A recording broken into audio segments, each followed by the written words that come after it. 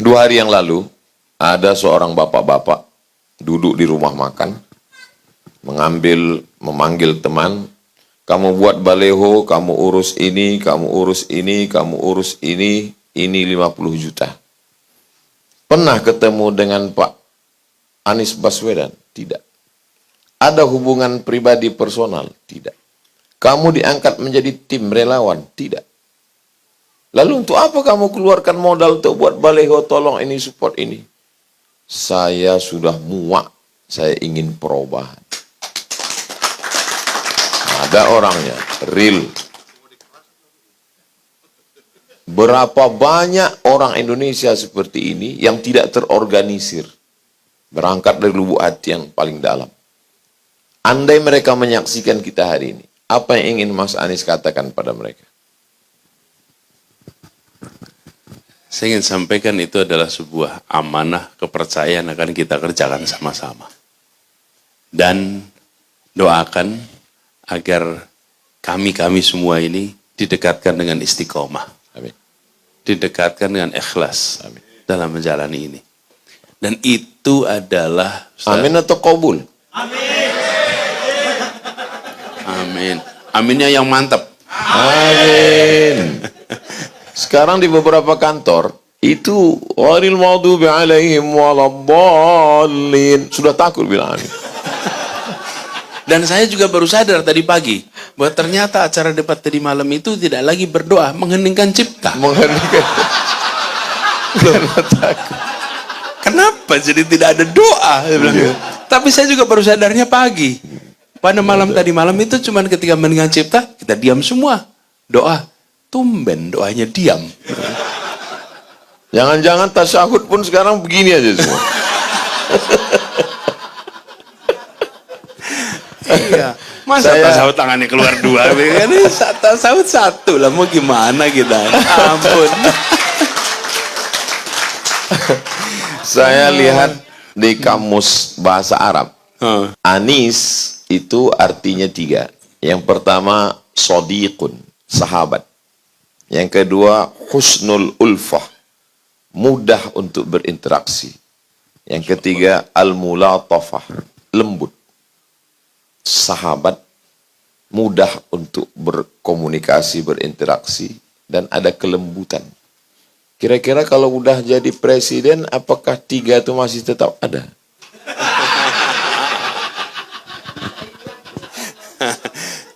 Gini, insya Allah. Kalau kemarin ada, insya Allah besok ada. Yang sulit itu mewujudkan yang belum ada dan mengada-ngada. Itu dia. Ya, betul, itu yang paling susah. Apalagi kalau diadakan untuk menutupi. Menutupi yang tak ada. Ya. Tapi kembali sama tadi, Ustaz. Itu orang-orang saudara-saudara kita yang bekerja tanpa saya pernah dengar, ketemu. Itulah yang saya alami 5 tahun terakhir di Jakarta, Ustaz. Jadi gini, Ustaz. Jakarta itu pilkadanya melibatkan begitu banyak orang.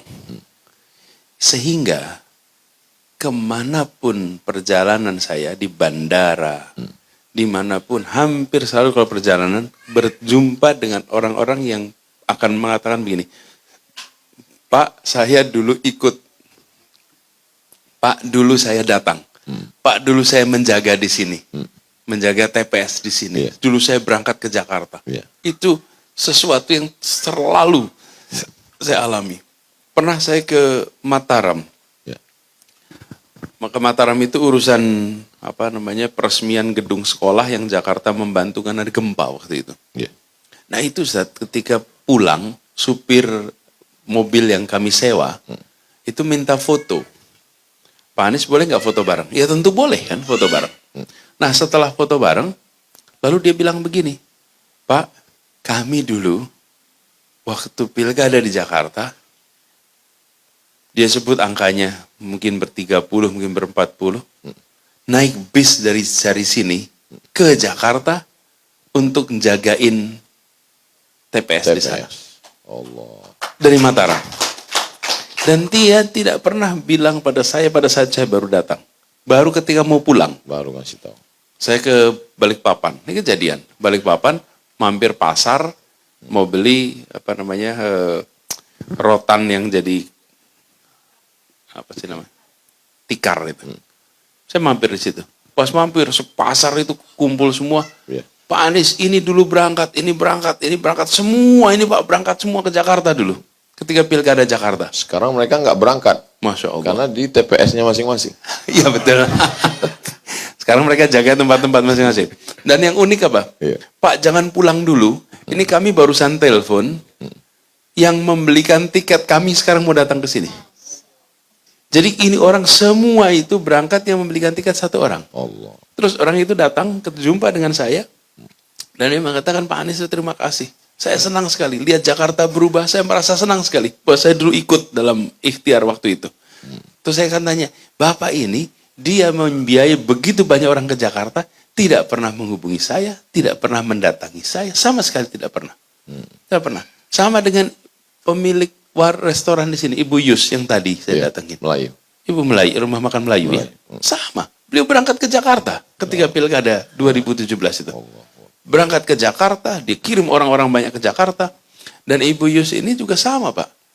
Apa kejadiannya? Saya baru tahu ketika saya datang ke sini. Bahwa ada anak-anak mau pinjam ruangan di tempat rumah makan beliau. Makan. Lalu anak-anak ini karena mereka relawan pendukung, tidak punya bekal yang cukup. Iya. Jadi kalau nggak salah 50 orang pertemuannya, terus anggarannya tidak cukup, jadi dia ketemu, Bu, bisa nggak menunya dikurangin, kurangi ini. Ya, biar Terus cukup. Ibu Yus itu bilang, ini jadi apa masakannya nanti kalau semuanya dikurangin? Ini kurangin ber-50 ya, soalnya anggarannya nggak cukup. Terus Ibu Yus tanya, ini pertemuan apa? Oh, ini kami relawan Anies, Bu. Relawan Anies, udah bikin di sini aja, makanan dari saya. Allah. Jadi dia masakin di situ semua. Sesudah itu dia pesan, siapapun relawan Anies yang bikin acara apapun pakai rumah makan saya. Allah. Dan sampai sekarang. Dan ketika datang itu, saya pernah waktu datang ke sini, awal tahun ya datang ke sini. Restoran itu semua diundang makan sama beliau. Jadi kalau ada relawan kumpul, ini Ustaz, begini itu banyak sekali. Tadi Ustaz. siang saya WA ponakan saya. Gimana Umi udah dibawa makan tempat Melayu, saya bilang. Nggak bisa karena semua relawan Pak Anies. Gitu. Semua relawan Anies. Jadi itu, Ibu Yus itu. Jadi ini apa ya? Kami merasa ini sebagai sebuah kepercayaan. Memang ingin perubahan. Ya. Ingin kita melihat Indonesia yang lebih baik. Ya. Dan itu yang membuat kami itu makin semangat, Ustaz.